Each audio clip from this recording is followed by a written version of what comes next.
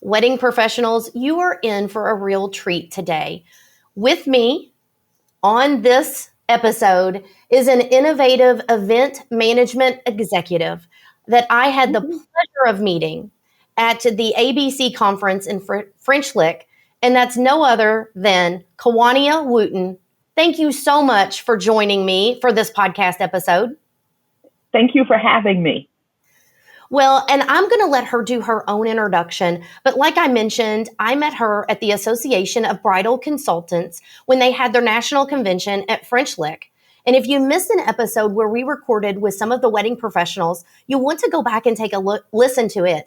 But Kawania is a guest today, and she's got some great insight that she's going to share. And I'm going to tell you more about that. But Kawania, will you share with the guest who you are and all about your businesses?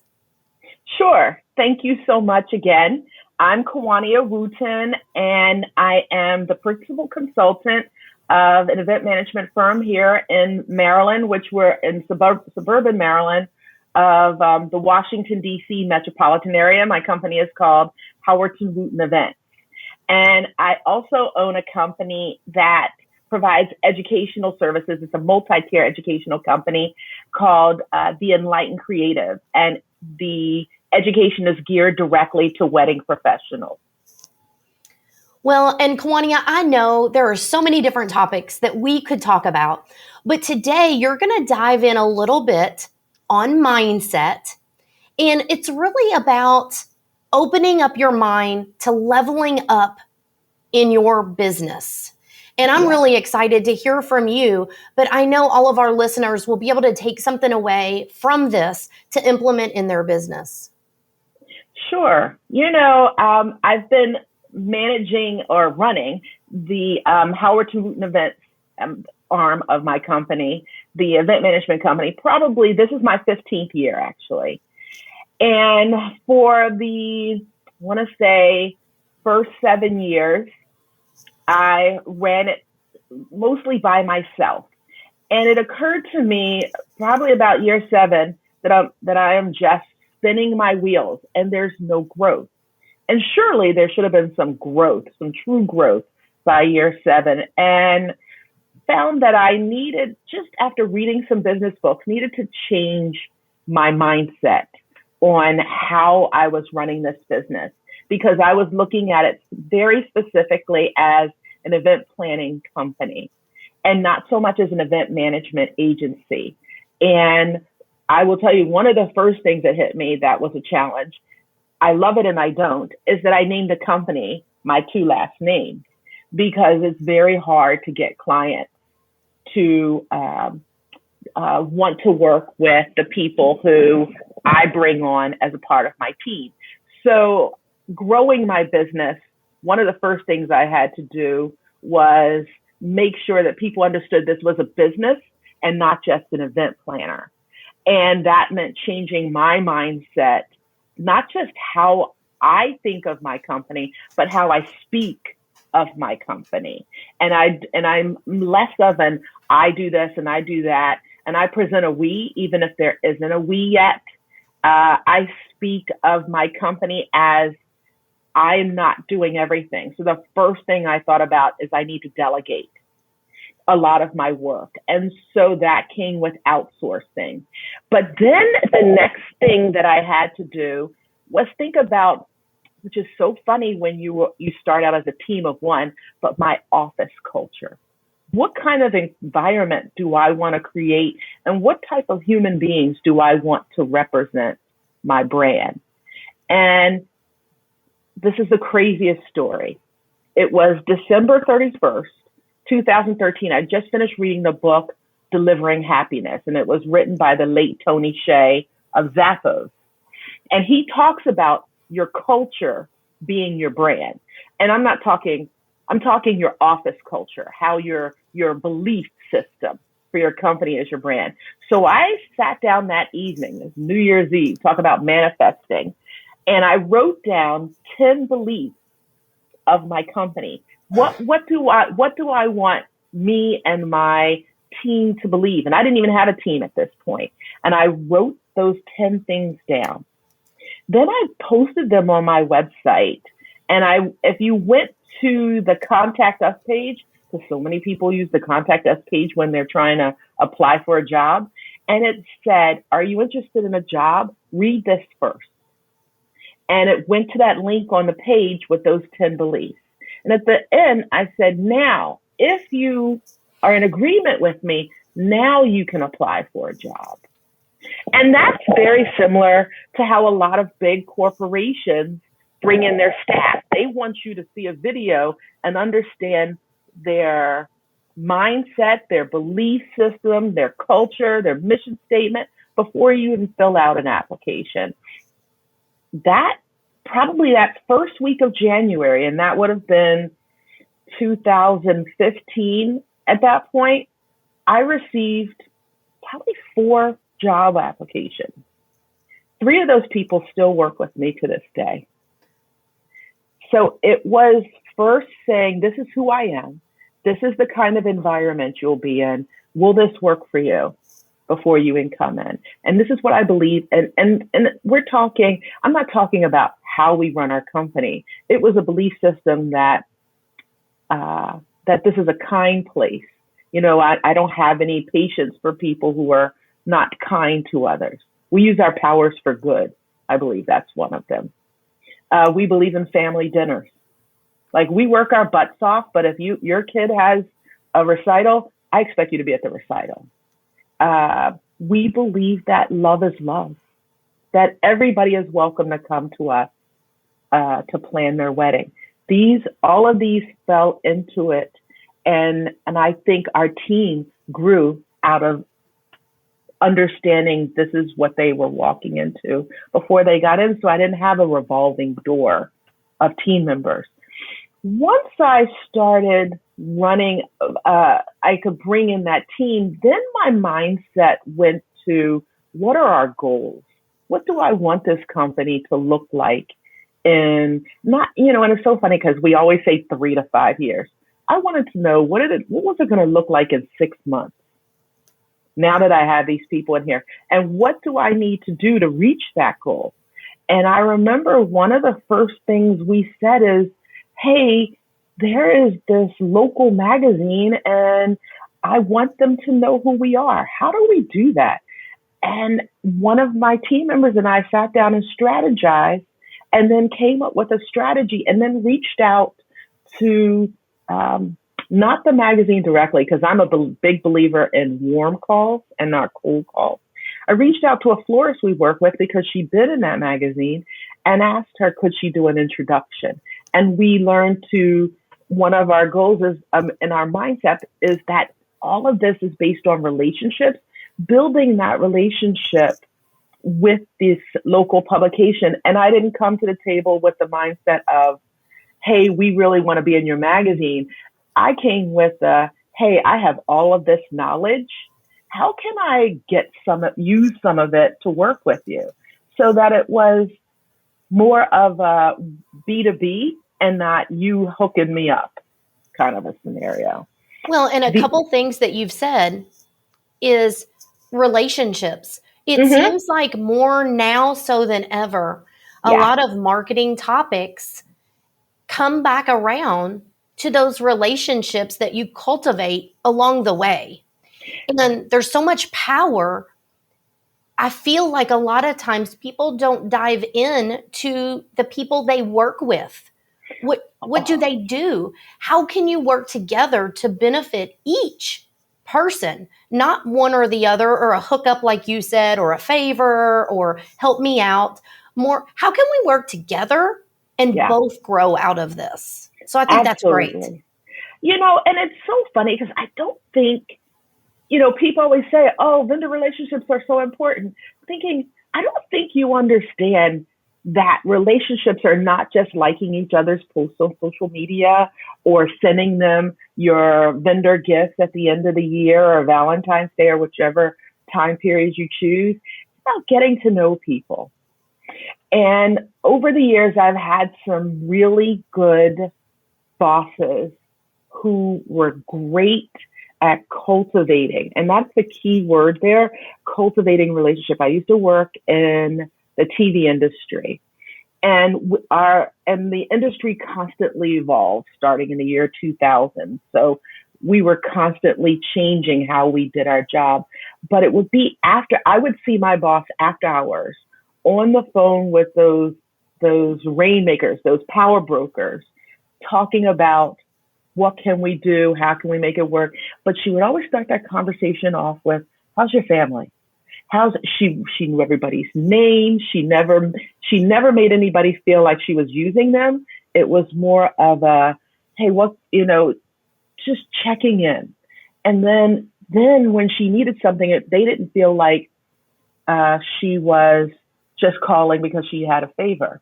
She continued to cultivate these relationships every evening for about 30 minutes after work before she went home. And I thought, that is a genius boss move right there, because she was growing those relationships before she actually needed them. Well, and what I was going to say to that is the relationships are not just the vendor, the venue, your customers, your clients. Yeah. It's anybody that you come across. And I've been in networking groups for many years. And some of them I felt like were so businessy, so more corporate direction. You didn't have a chance to get to know what do you need? Who can I send to you? And we're very fortunate at our business to have worked with some great people. To be honest with you, a lot of our clients become our friends. That they check in, even if they don't need something. Hey, I don't need anything, but I haven't talked to you for a couple months. How's things going? And it is one thing that I found very relaxing talking with our clients, but I also make sure that when it comes to business, yes, you have this side of it. And most of our clients, when they call, how are you? How's Josh doing? How's Mike and Sharon? Or Tammy or Stacy that's on our team. And that means more to me than that person even asking knows. And I try to do the same thing, even if it's an emergency, or even if I'm just calling to check in with some, how's things going? How's business? How's your family? Yeah. Just those little questions can really bring that relationship. It can really hone in, because at the end of the day, we're all people. Yeah. We're all human. And there's so much power in those relationships. And one of the other things I just wanted to mention back with what you had said was when you talked about cultivating your environment. I think a lot of people don't realize the environment they work in attracts that kind of business. Yeah. It is a domino effect. The expectations you set, that also, and when you talk about leveling up, I have these conversations multiple times. It's, what you put out there, expect to receive. Yeah. And it's what you're saying about being kind and being respectful. Also, I'd say a lot, I want to treat others the way I want to be treated. And all of this that you're talking about goes right into leveling up your business. But I especially like how you say we. No matter how big or small you are, I always have told people, look, it takes a team. Yes. It takes a team. But what I also find is a road bump or a hump to get over for people is when you're working with others, when you have others on your team, still people, it takes a little time. I still have people that call me direct, no matter, they know who on our team is taking care of what they need. They still call me. And I'm one that I don't shut that down immediately. I do my best to explain, so-and-so handles that on our team. I'll make sure to get that information over to them. I just want you to know you just happened to catch me, but I don't want to ever hold you up the next time. If you want to email me or email her, but also CC me. I try to merge that gap of not just be like, you shouldn't call me. So-and-so takes care of that. There's a way to handle that. And I think some of us struggle with that line of not getting frustrated with it. But I think for me, it's quicker if they go to that person, if they know where they're supposed to go, and all that is involved in team building. Absolutely. And look, our customers, there are so many times I will call a hotel or I will call a big company where I've worked with one salesperson, and we will have the whole conversation and they will take down whatever I need. And then they'll say to me, well, this isn't my area, but I'll make sure it gets to the right person.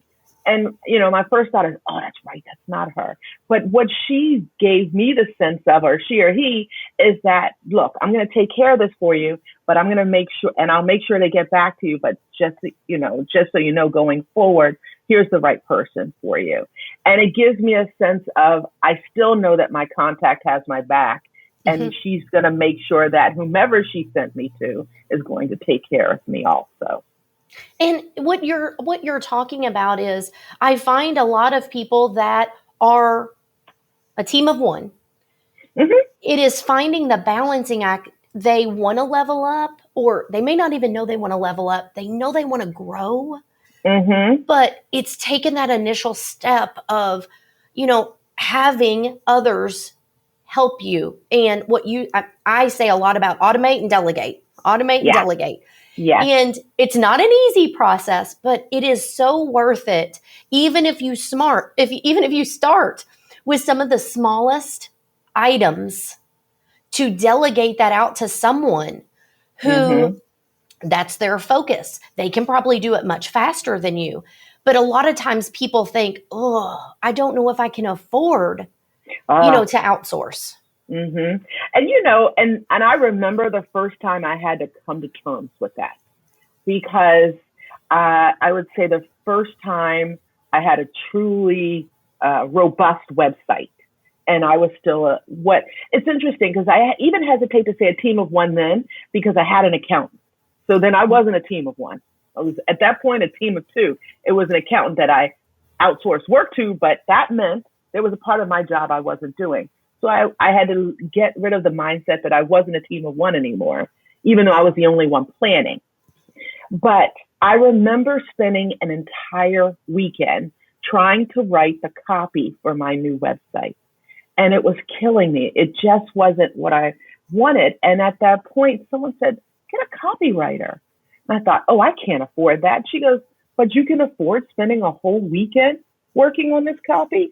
She goes, how much do you charge an hour? Because I'm sure it was less than the amount of time, if you add up how much you charge an hour by the amount of time you spend on that copy, you pay for a copywriter.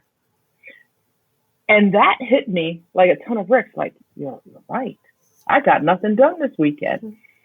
I found a copywriter that worked well for me, gave the copy to her. I got it back the next day. It was so much better than anything I would have written, but it still sounded like me. So I always tell her that she's me, but smarter. She makes me sound smart. Well, and what you're saying though, time is one thing, but the stress of even thinking about it, or, oh, I need to get this done, or I've got to reword this, I've got to rewrite that, the whole time, energy, effort, all of that is valuable. That is precious time. You can't get back.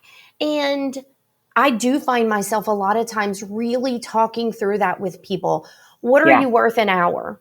And is that your zone of genius? Is that best for your business? Or would it be just as good, maybe better, and it would produce better results for you because it was done by a zone of genius person? There's more so than just the part of time. And then people start to think, doesn't completely get them through it, but that is a lot of times the hiccup I hear from people. I can't afford to grow my team. How can you afford not to? Yes. And that's working from a point of abundance as opposed to a point of scarcity. That you think you're going to always run out of money, not realizing that spending a little bit of money And building up these extra resources will help you create more revenue in the long run. And because we're always thinking we're going to run out of money. And that's, I mean, and that's nothing to sneeze at right now, because a lot of us feel that way, being that some of our business shrank in 2020. Then it was a little bit of out of control in 2021. And here we are again, where we're facing cancellations. So it's hard not to start thinking from a point of scarcity of, oh, but I better hold on to this because I don't know what's going to happen. And that's where goal planning and strategic planning does come in. And having somebody help you plan your finances so that you do know what your cash flow is going to look like for the next 10 to 12 months. So you can make those decisions. And again, that goes back to, okay, this is what I have. I want to grow more, but I know I can't do this alone. So who do I need to bring into this scenario so that I can grow my business? That's boss thinking right there. And that is stepping away from your business of the day-to-day planning for me as a planner, and being able to say, all right, I need to grow and then scale. And in order for me to get there, I need to figure out what resources I need to bring onto my team. While we were at the ABC conference, I was specifically looking at the softwares that were available to help us, as you said, automate, because I feel like we were doing great. And now I'm like, wait, there's softwares out there that might help us do this a little bit better. So let me check out and see what we can bring into the fold in the beginning of the year so that we're ready to use it when things get a little bit busier. That is my job as the boss, so that my planners can do their job at executing and designing weddings. And that is a part of the level up. It's the relationship building, strategic planning. Goal setting automatically is in there, but it's strategic planning, and then looking beyond the horizon of what's going to happen these first 2 quarters, and maybe seeing how is this going to ultimately look in quarter 3 and 4.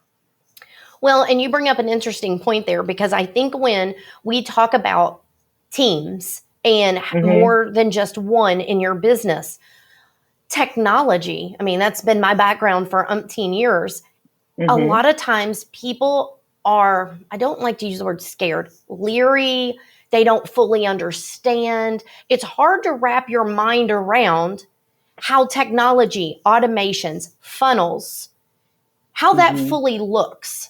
And until you're taken down that path to say, this is how it can run, your technology, your softwares is almost like having a person on your team. And a lot of times I work on systems and processes for people, because they got 25 steps to onboard a client. Well, first of all, how can we lean that down? That is a lot of busy work. What can we automate? And then, is there anything in that can be delegated? And a lot of times, I utilize softwares and programming to customize a solution, because it can give you back a lot of time to where we only have so much space. We can only work on so much. And if you're constantly filled with events and planning events, and you leave no space to work on your business, it leaves no room for implementing new strategies, for strategic planning, for how can you automate, how can you delegate. And I think a lot of times people look at their calendars and say, oh, I'm available on that weekend, I can book that event. We've all ran from different, like you said, we've all made mistakes. We've all ran helter-skelter. We've all had to start somewhere. We all charged way less than we ever should have. We've all been there. Yes. But you have to give yourself a little space to evaluate the opportunities. Where do you want to go? And you're right, it does come back around to goals and all of that. But if you don't allow yourself the at least little bit of time to explore those possibilities, there's no room to take the steps to grow or to level up. Yes. It's interesting. You mentioned something about having the time. We use the fall to have just our strategic planning discussions amongst our team. I also use that time to reevaluate the year. So I may have a meeting in the fall with an attorney. Okay, these are the things that happened this year. And one of the reasons I have that conversation, do I need to make changes to our contract? I have that conversation. I'm a big believer that, yes, you can get business insurance from a website and it's great. But you want an advisor, somebody who can make sure you're not putting your company at risk. And that's where attorneys and insurance advisors help you out. And I most definitely have this annual conversation with my accountant, because that is not even close to my zone of genius. If I listed the mistakes, it's probably going to be accounting mistakes that are at the highest. I always say that I'm probably great material for him at cocktail parties. But and those people they use their core skills to help make sure that we are where we need to be when it's time to not just grow. I mean, well, and it is part of growing, but adding a new service. If we say, oh, we've always wanted to do this, well, I'm like, well, I don't know if we're ready.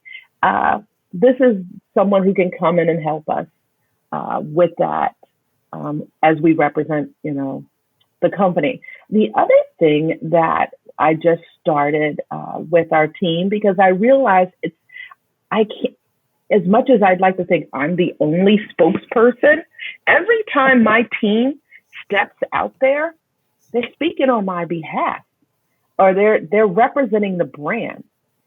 So one of the things that I'm implementing this year is spokesperson training. But I'm not calling, this is more for their growth. It just benefits me. And the reason I have that is if anybody ever said, hey, can you give me some advice on XYZ? I know whatever they've learned with me and it comes out of their mouth, they're going to say, well, such and such with Howard Wooten Events said this. I want to make sure they are correct. They said it well, and they felt comfortable speaking. And I think that that's one of those things we miss when we grow a team, is making sure that this team is a true representation of your brand. You're only as good as your weakest link most of the time, anyhow. As much as we could talk on and on. I mean, but the points that you've brought out in this, I think, are great for anybody to start putting some thought to, or really diving deeper into growing or leveling up. And I think a few times on this, you've touched base about the importance. It really comes down to, you got to know your numbers. Mm-hmm. You have to know your numbers. That is pivotal.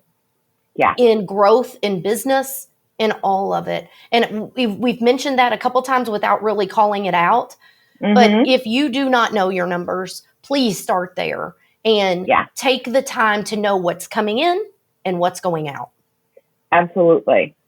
Absolutely. And, if you don't understand that, I encourage people to take a course.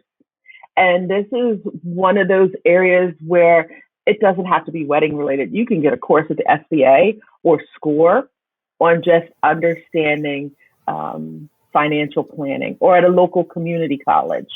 Let me give a little shout out. That's where I teach. There are so many resources available, no matter what state you're listening to.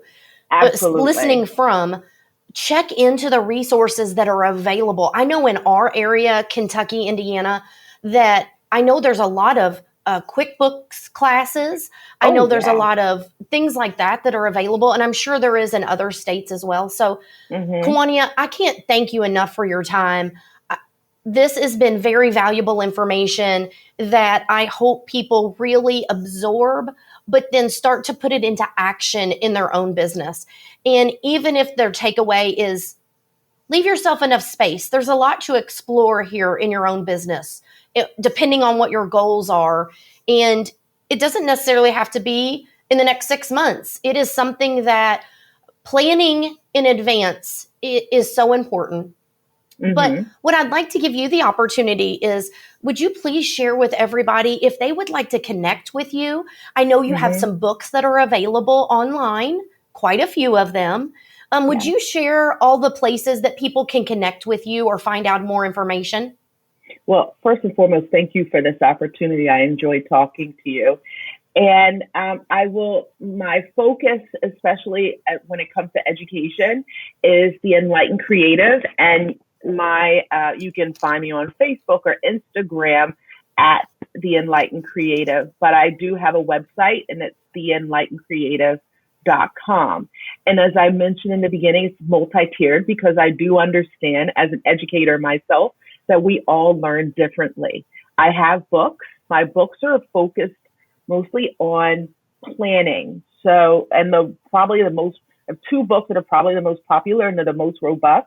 One focuses on crisis management, and one focuses on the foundation information that we need to know to planning an event. It's called a perfect fit, and it's the math of wedding planning. I know I sounded like a nerd when I said that, but math is everything when it comes to wedding design. But I also have virtual courses available, and you can get to that through theenlightenedcreative.com, and live workshops. So because, as I mentioned before, I know we all learn differently. But thank you. Absolutely. And for those that are listening on your favorite podcast platform, there will be links available in the show notes. If you want to see the video version of this, you can always visit our YouTube, and we will include links there as well. Kawania, thank you so much again. I really appreciate. I think that maybe she might come back and join us here sometime soon to be on an actual Wedding Wednesday episode with Mike and Sharon. But thank you again so much for your time. Please, everyone listening, take time to connect. Follow Kawania on social media. You will not be disappointed. And anything that you want to connect with her, please feel free to do so at one of her websites. Again, thanks, Kawania. And everyone, until the next episode, stay safe and keep working on those businesses. Thank you so much.